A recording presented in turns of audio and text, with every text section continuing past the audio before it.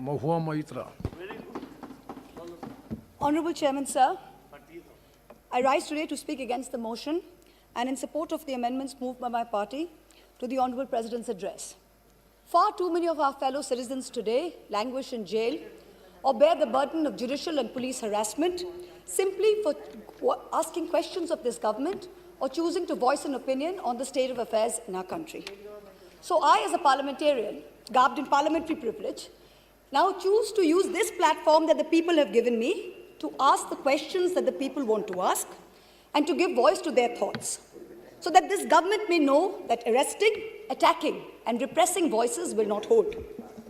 I trust my honourable colleagues on the treasury benches will not shout me down, that you, Mr. Honourable Chairman, sir, will let me speak for the entirety of my allotted time, and that Lok Sabha TV, paid for by taxpayers' money, will not turn the screens off. The American journalist Elmer Davis's words about the United States are just as relevant to the celebration of the 72nd anniversary of the birth of our republic. That this republic was not created by cowards, and cowards will not preserve it. So today, I speak of cowardice and courage and of the difference between the two. Of those cowards who hide behind the false bravado of authority, of power, of hate, of bigotry, of untruths, and dare to call it courage. After all, this government has turned propaganda and disinformation into a cottage industry, whose biggest success is the recasting of cowardice as courage. I will lay out various instances where this government has demonstrated courage. The government claims it has shown courage to bring in a law that questions on arbitrary parameters who is or who isn't an Indian. The Citizenship Amendment Act was passed in 2019 in this House on the pretext of granting citizenship to persecuted Hindus and other minorities in neighboring countries. At the same time, it threw into an abyss of insecurity millions of Indians who had been living in this land for generations. But the rules by which this act will be implemented were not yet prepared by December 2020, according to the Ministry of Home Affairs. The deadline has yet again been extended till April 2020. If indeed this government cares so much for those persecuted in neighboring countries, why does it miss deadline after deadline to notify these rules? And meanwhile, very many of us have mustered the courage to tell the government, "Kagaz nahi dikhayenge." Trying to exert central influence over Shantiniketan, Tagore's haven, is not enough to change your colors.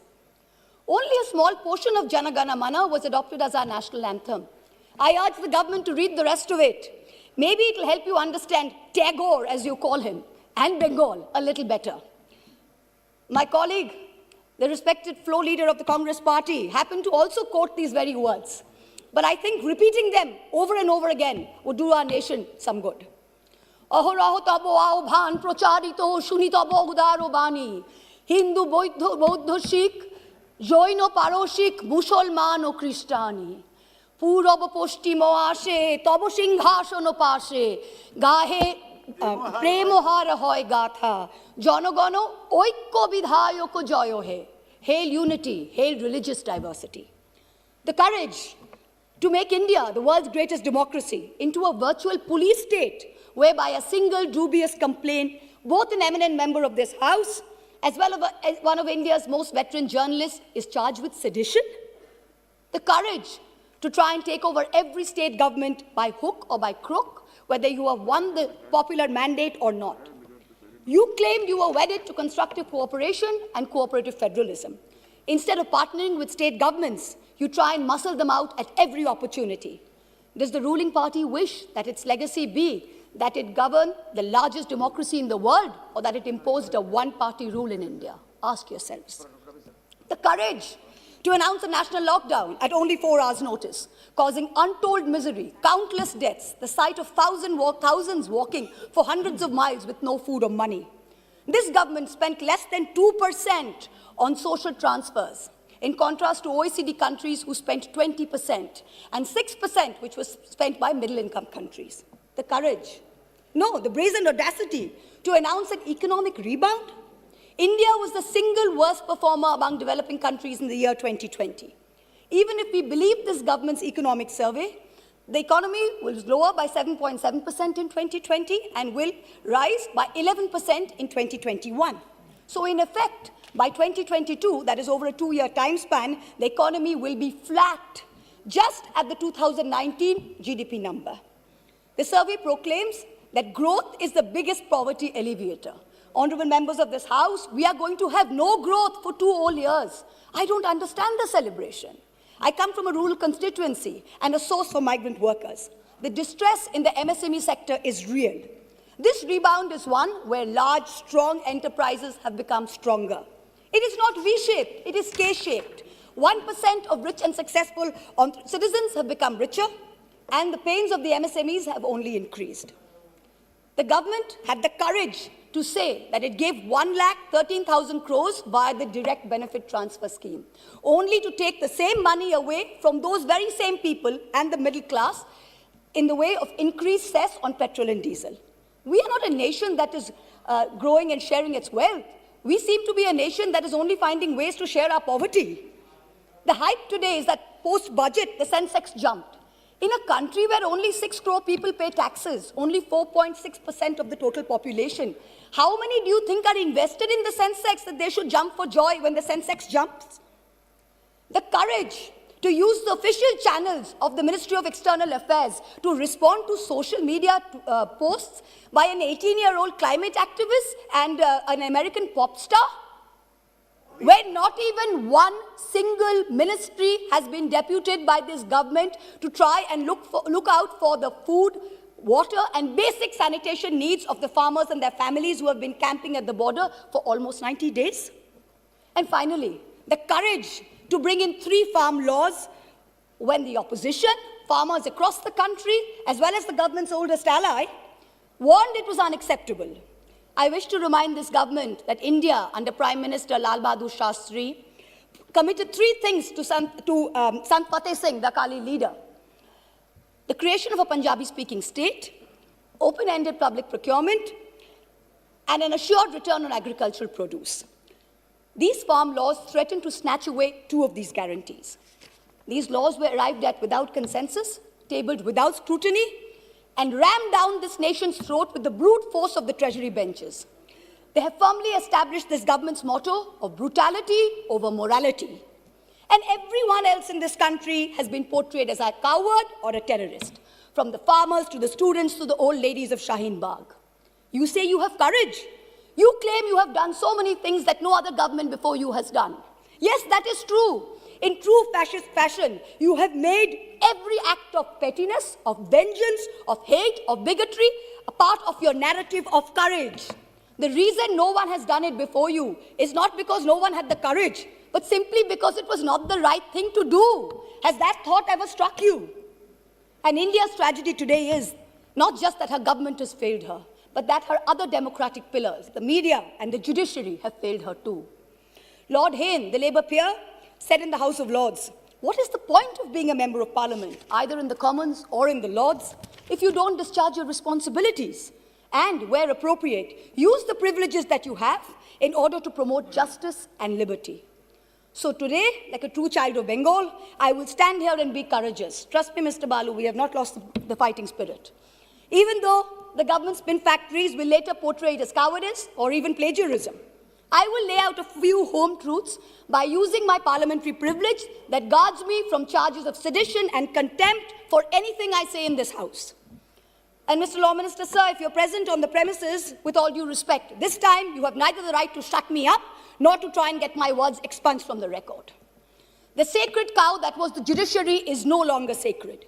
It stopped being sacred the day a sitting Chief Justice of this country was accused of sexual harassment, presided over his own trial, cleared himself, and then proceeded to accept a nomination to the upper house within 3 months of retirement, replete with Z+ security cover. The judiciary stopped being sacred when it chose to squander the greatest opportunity that any bench of the highest court of this land has ever seen, to reinforce the founding principles of our democratic republic and to uphold the rights enshrined in Part 3 of our Constitution. Instead, it let Mausa. 1 second, please. Please, Mau. He cannot discuss in the House. Please, wait. And Nishikant Dubey is a point of order. The minister is on his legs. Please, 1 second, please. Yes, Minister. 352(5). 352 point of order, 352(5). Yes, Prem Chandran ji. She cannot discuss 352 the Chief ये Justice, the कहता है, conduct sir, of the Chief Justice of India Let the minister. here, without giving the prior notice and approval of your chair.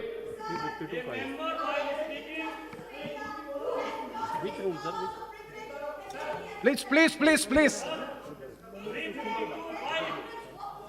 Please, It please, let- please, Honorable, Sir. please, Mahbub Mitra ji, please be seated. Please be seated. This house is run by the rules and procedure.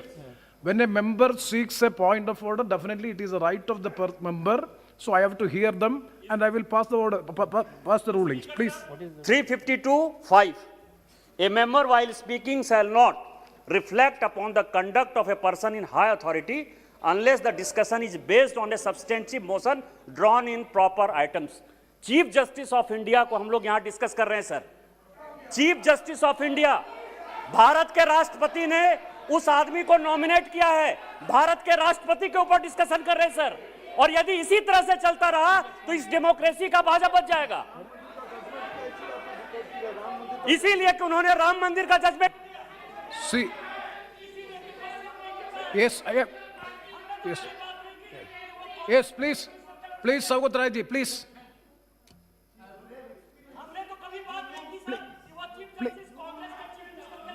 Please. Saugat Rai ji, please. Please. Hey, please. चार बार नहीं sir हमें Saugat Rai ji, आप sir that बोलिए ना, आप बोलिए. That member is shouting Please. Sir Under what rule? honorable member under 352(5). Oh, please. I am going for an explanation. When the honorable member Mahua Moitra spoke, she did not refer to any person by name. She did not mention anyone. And what? Meghwal ji आप कुछ नहीं समझते, बैठिए. Number 2, she referred to a person who was the Chief Justice.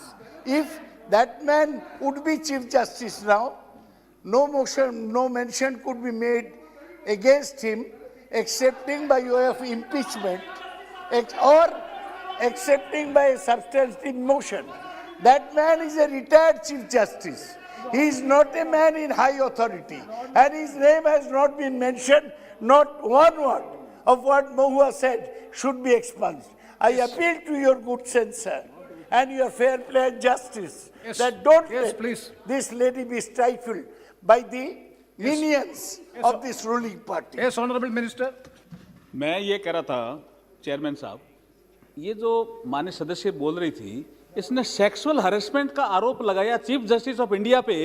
ये हमारे लिए शर्म की बात नहीं है, और इस हाउस में हम डिस्कस कर रहे हैं, और सौगत राय जैसा आदमी इसको डिफेंड कर रहे हैं। ये इतने विद्वान आदमी इनको डिफेंड कर रहे हैं, ये तो शेमफुल एक्टिविटी है। आप चीफ जस्टिस ऑफ इंडिया पे सेक्सुअल हरेसमेंट का आरोप लगा रहे हैं openly. Mahbub Mitra ji, please. It is a misconduct of the member. Let me pass the observation of the chair. We will go through the proceedings. If anything, it is affecting the higher authority and anything which is unparliamentary, definitely it will be looked into and it will be corrected. Please try to avoid such observations. No, sir. Sir, it is extremely important that I not only not avoid, please, sir. It is very important that I not only not avoid them, but I bring them up, because I did not accuse the honorable gentleman of sexual harassment. Please. Somebody else did. A trial happened which he presided over. Number one, let me put it on record. I did not. It is a matter of great shame that someone sitting in the Chief Justice of India's chair, to which he had been appointed by the President of India, was accused of such a horrible act. I did not do it. Instead, it let migrants walk She to is their repeating the deaths. charges. Please, It let please, our please. greatest It should not be activists done. and modern It freedom should not be done. fighters rot in jail. She is repeating the And charges. it now sits back as She a is moral not obeying the order. Chairman sir, she is not obeying the order. Chairman sir, she is not obeying the order. Again, she is repeating. See, anything objectionable will not be there on the records. Please. Sir, Yes. sir, Obeying the order of the chair also. No, anything. She is again repeating the same charges. against the Chief Justice of India. Sir, Please, is it please. on? Sir, I have already, excuse me, sir. please, Mao Maitra ji, please be Excuse seated. me, sir. Please. Sir, you are welcome. Sir, Hardeep. Mao Maitra ji, Hello. you have already made your observation. Yes, sir. Please, Let please, me please continue have- with my speech. Please Let have the me- patience. Please let- have the patience to Yes, hear the sir. chair, please. Yes, sir. Please, Let me please. continue. See, the matter is there is. Let me continue my speech, No, sir. please, Mr. you Chairman, please sir. wait. Thank you. Don't be so. Instead, What, madam? the Madam. judiciary stopped being sacred when it chose to squander the greatest opportunity Point of order. that Yes. any bench of the highest court of this Mao land Maitra has ji, ever Mao seen. Maitra ji, please address to the chair. Please hear the chair. Please be seated. Please be seated for 1 second. See, the matter, yes, 352.5. 356. I'm calling 356. Yes. 356. The Speaker, after having called the attention of the House to the conduct of a member who persists in irrelevance or in tedious repetition, either in own arguments or the arguments used by other members in debate, may direct that member of discontinue the speech. Again, he is repeating, sir. Yes. आपके observation के बाद again he is repeating. Nishikant Dubey ji, wait. Nishikant Dubey ji, we have already disposed of the issue. Yeah. See, if anything objectionable to the higher authority regarding the Chief Justice, any allegation is there, please. Definitely the chair will go through. Please. The chair will go through the proceedings. If anything is objectionable, definitely it will be expunged. Yes, please continue and please don't repeat it.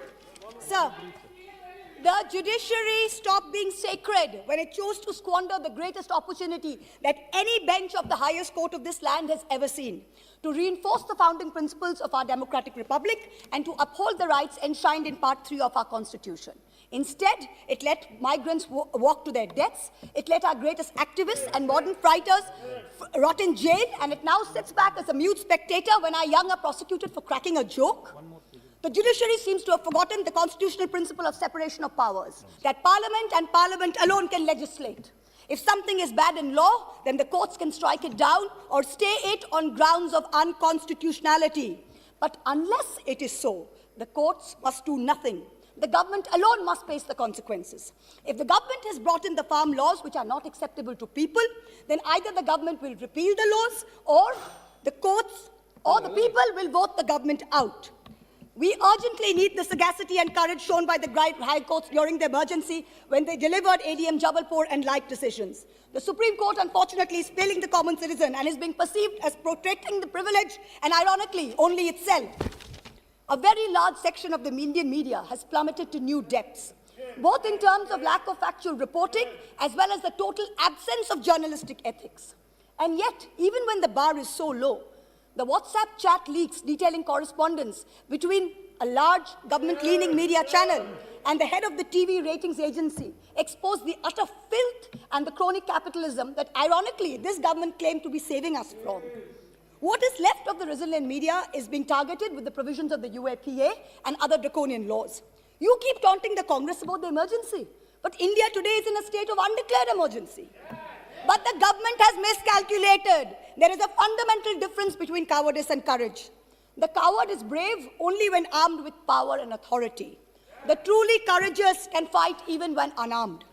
Do not forget this. Do not forget this when you tell the authorities in Ghaziabad to clear the protest site overnight with the help of the police and the bureaucracy. You are not being courageous. You're a coward wielding power. The truly brave came in droves from villages wielding nothing but the belief that their cause is just. Only They one were speaker? propelled. One speaker. They were propelled by the spontaneous tears of their leader, not by the force of their water cannons.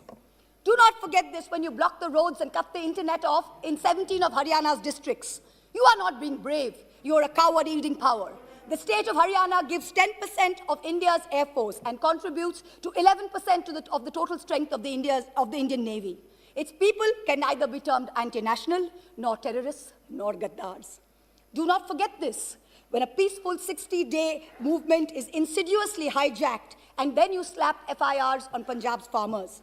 You are not being courageous. You're a coward wielding power.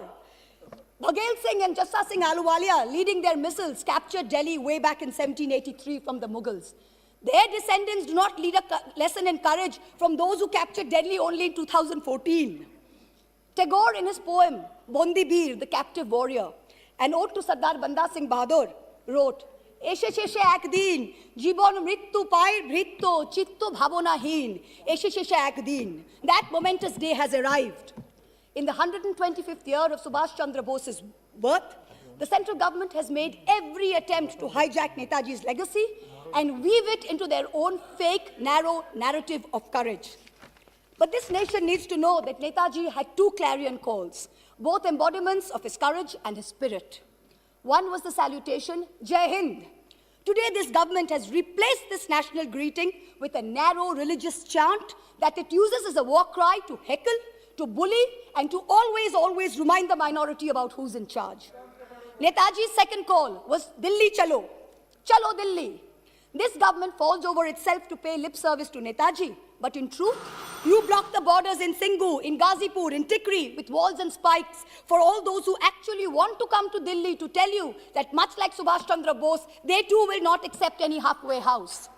Netaji told us never to lose faith in the destiny of India, and it is not India's destiny to be ruled by cowards. The time has come for us all to show courage. Please conclude. गिरते हैं शहसवार मैदान जंग में, वो तिफल क्या गिरे जो घुटनों के बल चले? Repeal or nothing. Thank you.